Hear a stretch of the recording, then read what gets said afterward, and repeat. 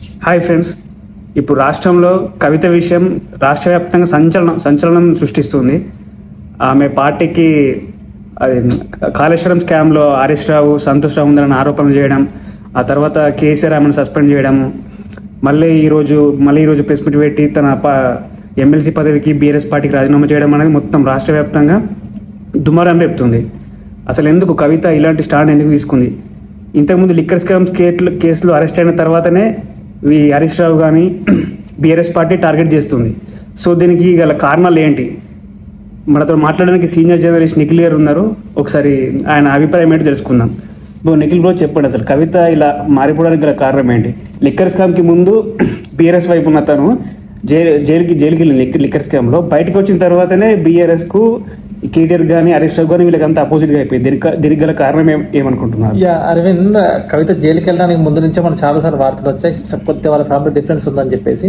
After jail తర్వాత మాత్రం వాళ్ళ ఫ్యామిలీకి కవితకు పార్టీకి మధ్య మాత్రం చాలా డిఫరెన్స్ స్పష్టంగా కనపడుతుంది.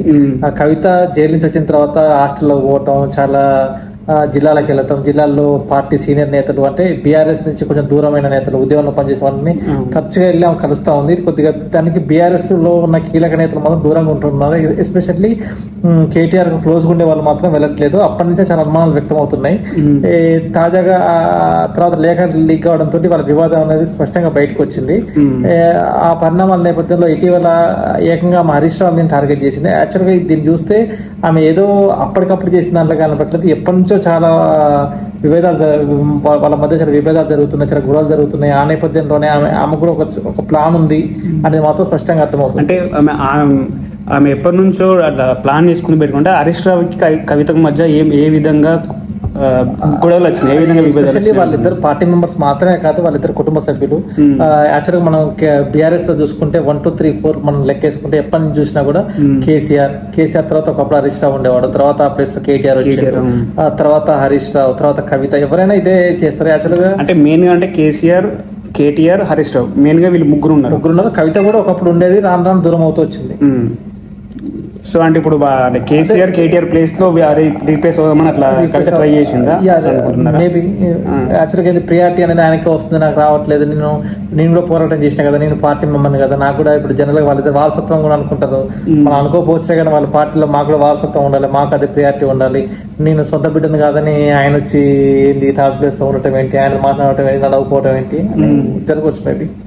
కానీ అది ఏ విషయంలో క్లారిటీ అవుతుంది ఇంకా వస్తలేదు. అసలు క్లారిటీ అంటే మెయిన్ వ్యక్తిగత ఈగోలే ఉండొచ్చు మేబీ. సంథింగ్ కవిత చెప్పిన ఈమె కొంతమందికి యాక్చువల్గా చాలా రోజుల నుంచి బీఆర్ఎస్ పార్టీ ఎప్పుడైతే సీరియస్ పొలిటికల్ కాంటెస్ట్ చేసిన 2014 తర్వాత కవిత జాగ్రత్తలో ఉన్న కొద్ది కీలకమైన నేతలకు టికెట్లు ఇచ్చుకోవడానికి ట్రై చేసింది, వాళ్ళకి ఎమ్మెల్యేని చేద్దాం. కవిత ఏం ఆరోపణలు చేసిందంటే ఇది తను ఆమె నిజామాబాద్ ఎంపీగా పోటీ చేసినప్పుడు ఆమెను ఓడగొట్టడానికి ఎమ్మెల్యేలకు ఫండ్స్ ఇచ్చాడని, అలాగే కేసీఆర్ గజ్వెల్లో ఓడిపోయడానికి కూడా హరీష్ రావు ప్రయత్నించారని కూడా ఆమె ఆరోపణలు చేస్తుంది. దానిపై ఏమంటారు? అదే ఆమె చేసింది కరెక్టే. దానిపైన పొలిటికల్ లీడర్స్ జనరల్ గా ఆరోపణలు చేసుకుంటూ ఉంటారు, వాటికి ఏం ప్రూఫ్స్ ఉండవు, ప్రూఫ్స్ చాలా తక్కువ ఉంటాయి. వాళ్ళకి ఇప్పుడు కవిత చెప్పింది మొత్తం వాస్తవం అని చెప్పడానికి కూడా ఏం లేదు.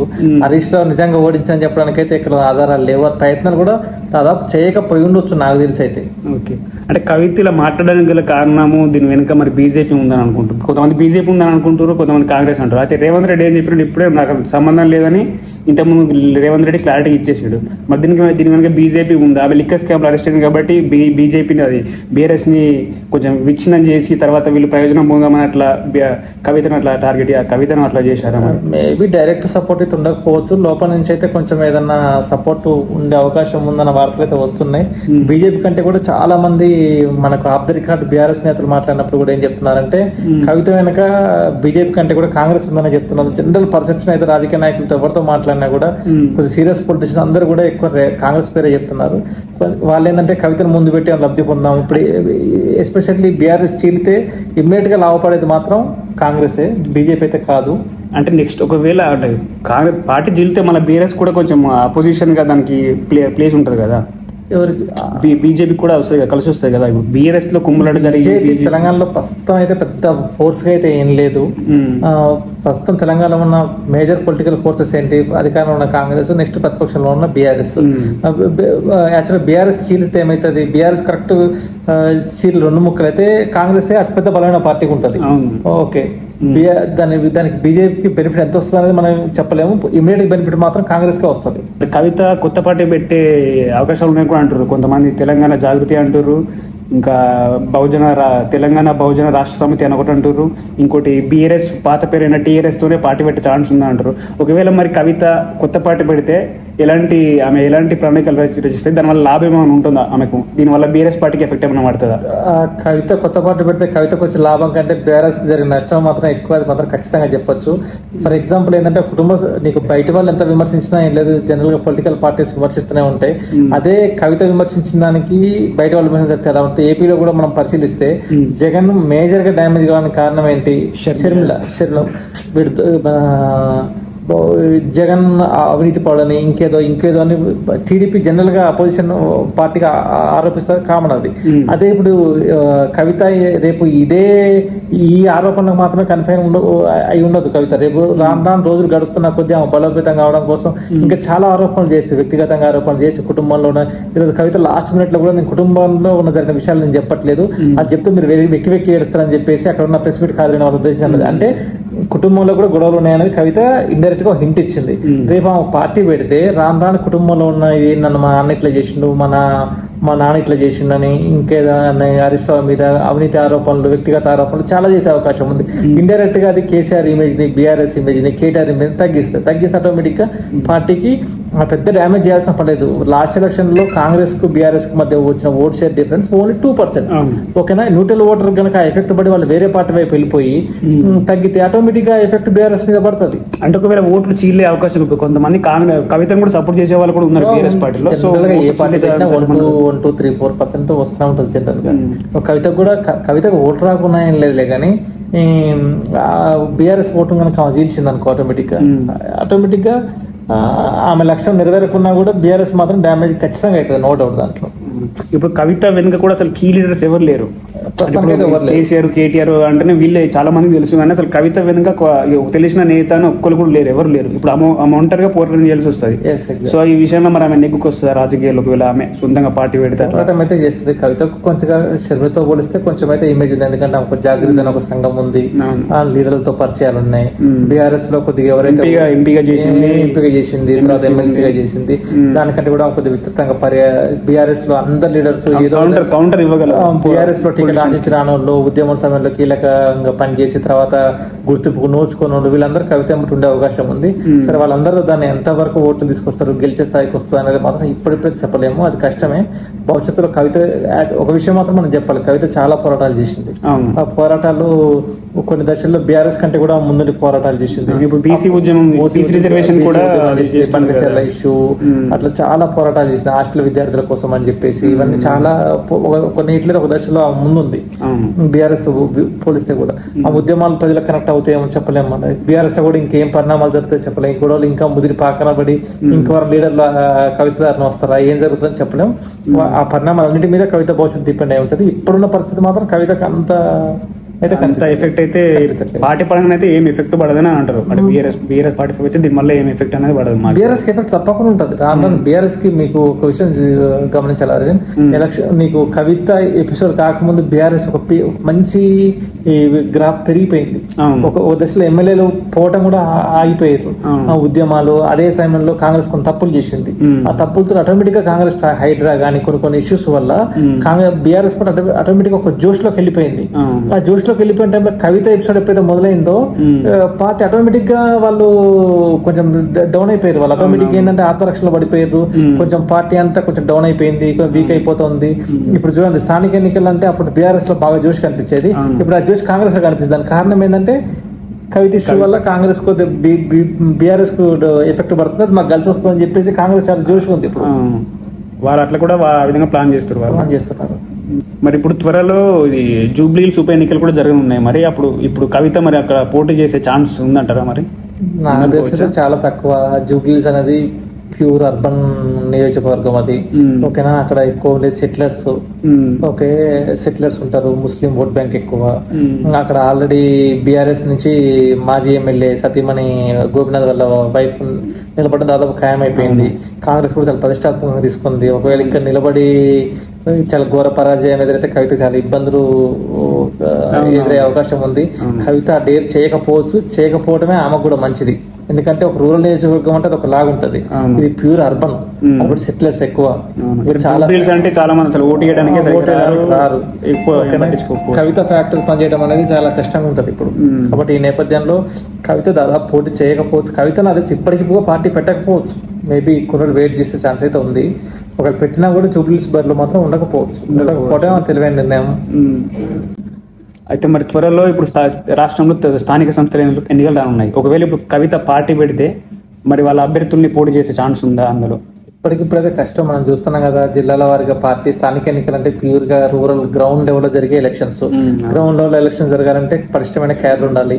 ఒకే పరిష్టమైన క్యాడర్ ఇప్పుడైతే కవితకైతే కనబడట్లేదు. ఏదో జిల్లా స్థాయిలో నాయకులు వాళ్ళు కూడా చెప్పుకోదగ్గ నేత అయితే ఎవరు లేరు. అయితే కవిత నాకు తెలిసి అయితే పోరాటం మన స్థానిక ఎన్నికల అభ్యర్థి నిలబెట్టకపోయడానికి ఎక్కువ ఛాన్స్ ఉంది. ఒకవేళ నిలబెట్టినా తను చెప్తుంది అది కేసీఆర్ గడ్డ అని. కేసీఆర్ కూడా స్థానిక ఎన్నికలతోనే చాలా ఆమె ఏం చెప్తుంటే కేసీఆర్ తోనే నేను కేసీఆర్ ఫోటో తోనే ఇక్కడ నుంచి కార్యక్రమాలు చేస్తానని చెప్తుంది. మళ్ళీ ఇంకా ఇంట్రెస్టింగ్ విషయం ఏంటంటే జస్ట్ కేసీఆర్ ని మాత్రం పొగుడుతుంది, హరీష్ రావుని, సంతోష్ రావుని, ఈ కేటీఆర్ ని మాత్రం వీళ్ళని మాత్రమే టార్గెట్ చేశారు. కేసీఆర్ ఒకటే కాదు, ఇవాళ ప్రెస్ మీట్ లో కేటీఆర్ కూడా ఒక మాట లేదు. చిన్న చిన్న యూట్యూబ్ ఛానల్ చేస్తాడు. ప్రెస్ మీట్ లో ఏమంటే రామన్న అని సంబోధించారు. హరీష్ రావుని పెట్టుకోవడం అసలు కరెక్ట్ కాదు, ఆలోచించండి అన్నట్లు హరీష్ రావు కేటీఆర్ మీద సానుభూతి కూడా చూపెట్టింది. అన్న నాకు ఇలా గతి పట్టిన రేపు నీకు పడవచ్చు అని కూడా అన్నది. అదే ఆమె చాలా ఆచితూచి, ఎందుకంటే కేసీఆర్ ఉద్యమ నాయకుడు. ఆమె ఏంటంటే ఫర్ ఎగ్జాంపుల్ మీకు లైక్ షర్మిల కూడా రాజశేఖర రెడ్డి బొమ్మ పెట్టుకుని వెళ్ళింది. సేమ్ ఈమె కూడా అదే కేసీఆర్ అంటే ఇంకా ఆ మాత్రం వచ్చేవాళ్ళు కూడా ఉండదు. షర్మిల సక్సెస్ కాలేకపోయింది. ఒకటి ఏంటంటే నా సస్పెన్షన్ వెనక కూడా మా నాన్న పైన ఒత్తిడి ఉందా అనుకుంటున్నాను కూడా అన్నది. అదే కేసీఆర్ ఆ పార్టీకి ఇమేజ్. కేటీఆర్ పార్టీ అంటే పార్టీ కార్యకర్తల నుంచి కూడా బాగా వ్యతిరేకత వచ్చింది. కాళేశ్వరం పై హరీష్ రావు పై ఆరోపణలు చేశారు చాలా మంది. జనరల్ పార్టీ కార్యకర్తలు ఒకటి ఏంటంటే టీఆర్ఎస్ పార్టీ చాలా క్రైసిస్ లో ఉంది. ఒకటి కేసీఆర్ కి హెల్త్ బాగాలేదని ఒక రూమర్ ఉంది. నెక్స్ట్ ఇంకోటి ఏంటంటే అసలు ఈ ఫోన్ టైపింగ్ కేసు అనేది చాలా అసలు హైలైట్ అయింది. ఇప్పుడు ఈ ఫోన్ టైపింగ్ చేసింది కూడా అసలు హరీష్ రావు, సంతోష్ రావు అని అసలు ఆరోపించి డైరెక్ట్ గా చెప్పింది. అసలు కవిత ఆరోపించవచ్చు. దీన్ని అసలు బీజేపీ, కాంగ్రెస్ చాలా అవకాశంగా చూస్తున్నాయి ఈ విషయాన్ని. కానీ ఇప్పుడు కవితని అట్లా చెప్పడము డైరెక్ట్ వాళ్ళ పేర్లే అసలు చేస్తారు. కాళేశ్వరం విషయంలో కూడా ఆమె ఏం చెప్పింది, కాళేశ్వరంలో అవినీతి జరిగిందని ఆటోమేటిక్ గా ఒక ఎండార్స్ చేసింది, ఒక ముద్ర వేసింది. అది ఆటోమేటిక్ గా కేసీఆర్ అయితే ప్రభుత్వానికి లీడర్ ఎవరు ఆమె చెప్పింది. ఇప్పుడు ఫోన్ ట్యాపింగ్ కూడా చెప్పింది. చాలా నాకైతే నమ్మబుద్ధి కావట్లేదు. ఫోన్ ట్యాపింగ్ సీఎం తెలియకుండా, యాక్చువల్ లాస్ట్ టర్మ్ లో సీఎం కేసీఆర్ నెక్స్ట్ మొత్తం అన్ని వ్యవహారాల్లో చాలా కీ పోషించినవారంటే కేటీఆర్. వాళ్ళిద్దరు తెలియకుండా వీళ్ళు చేశారని చెప్పడం అయితే కవిత చెప్పొచ్చులే కానీ మనం అయితే నమ్మలేము. అది ఏదో పొలిటికల్ లీడర్స్ చాలా ఆరోపణలు చేస్తా ఉంటారు సంబంధం లేని. ఇది కూడా అలాంటి ఆరోపణలాగా చూడాలి. కేసీఆర్ తెలియకుండా, కేటీఆర్ తెలియకుండా హరీష్ రావు అది జరగడం అనేది అయితే నమ్మశక్యంగా అయితే లేదు. మరి నిజంగా అట్లా జరిగిందో లేదన్నది చూడాలి. మరి మన పోలీసు విచారణలో కూడా హరీష్ రావు పాత్ర తక్కువ వస్తుంది. అది మెయిన్ కేటీఆర్, కేసీఆర్ ఆదేశాలతోనే అన్నట్టు మనకైతే వాళ్ళ విచారణ సందర్భంగా అధికారులు చెప్పడం కూడా వాళ్ళ పేర్లు చెప్తున్నారు తప్ప ఇంకో హరీష్ రావు అనేది చాలా దుబ్బాక ఎన్నికలు ఆ టైంలో తప్ప హరీష్ రావు పేరు అయితే వినపడట్లేదు. అయితే వీళ్ళు బీజేపీలు ఏమంటారంటే ఈ కాళేశ్వరం స్కామ్ ని కొంచెం పక్కదారి పట్టించుకుంటే వీళ్ళే ఫ్యామిలీ అంతా డ్రామాలు వేస్తారు అని బండి సంజయ్ వీళ్ళు అంటారు. మరి వాళ్ళ ఆ విషయంలో కూడా ఇంకా వీళ్ళంతా డ్రామా ఆడుతారు అనుకోవచ్చా మరి అట్లా? అంటే ఈ లిక్కర్ స్కామ్, ఈ కాళేశ్వరం స్కామ్ దీన్ని అంతా డైవర్ట్ చేయడానికి మొత్తం డ్రామాలు ఆడొచ్చులే కానీ ఇంత సస్పెన్షన్ చేసుకొని కన్నీళ్ళు పెట్టుకొని చాలా ఇబ్బందికర పరిస్థితి కదా. ఎవరైనా వాళ్ళకల్లా వాళ్ళు పొడుచుకోరు. ఇంత డ్రామా అయితే ఆడకపోయి ఉండొచ్చు, దాదాపు ఉండకపోయి ఉండొచ్చు. కాకపోతే ఏదో చూస్తున్నట్టు వదిలేసుకుంటూ ఉండొచ్చు. ఇంకా అంతేగాని పెద్ద డ్రామా అయితే ఉండదు నాకు తెలిసి. అయితే ఎవరి ఎజెండా వాళ్ళకు ఉంటుంది. మరి మొత్తం ఫైనల్ గా ఇప్పుడు కవిత ప్లాన్ అంటే ఆమె ఇప్పుడు ఇలా ఏం చేయబోతుందని అనుకుంటారు మీరు? దాదాపు అయితే ఇప్పుడున్న దాన్ని బట్టి కాంగ్రెస్ లోకి వెళ్ళే ఛాన్స్ అయితే ఆమె చెప్పింది ఆల్రెడీ. నేను ఏ పార్టీలోకి వెళ్ళాలని ఇచ్చేసింది. అలాగే రాజకీయ నాయకులు వాళ్ళు రాజీనామా చేసిన వేరే పార్టీలో చేరే ఒక గంట ముందు వరకు కూడా జనరల్ గా ఏం చెప్తాను, ఏ పార్టీలో చేరమని చెప్తారు, ఈ పార్టీలో పుట్టాం అట్లా చాలా చెప్తా ఉంటారు. అయితే కవిత విషయంలో అయితే ఆమె ఏంటంటే ఒక పార్టీలో మన బీఆర్ఎస్ లో ఒక టాప్ పొజిషన్ అనుభవించి వచ్చిన నాయకురాలు. ఇప్పుడు వేరే పార్టీలో అయితే చేయడానికి ఛాన్స్ తక్కువ ఉంది. ఆమె సొంతంగా పెట్టుకుంటుంది, ఎందుకంటే ఆమెకు ఏ పొజిషన్ అయినా బీఆర్ఎస్ లో ఇచ్చేవాళ్ళు కొద్దిగా పని చేస్తే, దాని నో డౌట్. ఆటోమేటిక్ గా ఆమె ఎంపీగా ఉన్నా ఎమ్మెల్సీ ఉన్నా కొంచెం ఆమె గుర్తింపు ఆమెకుంది. ఆమెకి ఏదో మంత్రి పదవి ఇస్తున్న సాటిస్ఫై అయ్యే నాయకుడు అయితే కాదు నాకు తెలిసి. అయితే ఆమెకు అసలు ఆమె కాంగ్రెస్ లో చేరాలని కూడా ఒక, ఎందుకంటే రెండు ఉన్నాయి మన దగ్గర ఉన్న బలైన పార్టీలు. దేశంలో బీజేపీ అధికారంలో ఉంది, రాష్ట్రంలో కాంగ్రెస్ అధికారంలో ఉంది. ఆల్రెడీ బీజేపీ ఆమె కేసులు ఉన్నాయి. ఈ టైంలో బీజేపీ కూడా చేసుకోకపోవచ్చు, ఎందుకంటే వాళ్ళ మీద కూడా నెగిటివ్ వస్తుందని చెప్పేసి వాళ్ళు చేసుకో. కాంగ్రెస్ ఆటోమేటిక్ రేవంత్ రెడ్డి హరీష్ రావు వెనక సంతోష్ రావు అనుకున్నా కూడా ఆరోపణలు చేస్తున్నాయి. ఇంత సీరియస్ అలిగేషన్ చేసిన తర్వాత కాంగ్రెస్ కూడా చేరకపోవచ్చు. నాకు తెలిసి దాదాపు ఎప్పటి నుంచి అనుకున్న విషయమే, ఆమె కొంత పార్టీ పెట్టడానికి ఛాన్స్ ఎక్కువ ఉన్నాయి. దాదాపు అవుతుంది సొంత పార్టీ. ఇప్పుడు ఇంకా 10 రోజులక 4 రోజులక అనేది చూడాలి. మేబీ ఒకటి ఏమంటున్నారంటే బతుకమ్మ కవిత అనేది చాలా కవితనే బతుకమ్మ అని అంటూ ఉంటారు. ఆ బతుకమ్మ సందర్భంగా మేబీ ఆఫ్టర్ కొత్త పార్టీ బతుకమ్మ సద్ర బతుకమ్మ రోజు అనౌన్స్ చేసి విజయదశమి రోజు ఇంకా పూర్తి స్థాయి విధి విధానాలు పార్టీ పేర్లు లాంటివి కూడా ప్రకటించే ఛాన్స్ అయితే ఉంది. సో ఇది ఫ్రెండ్స్, మరి కవిత గురించి మన సీనియర్ జర్నలిస్ట్ ఈ విధంగా అభిప్రాయాలు చెప్పారు. మరి మీరేమనుకుంటున్నారు కవిత గురించి? అసలు ఆమె చేయడం కరెక్టేనా రాంగా? మరి సో మీ అభిప్రాయం ఏంటో మరి మీరు కామెంట్లో చెప్పండి.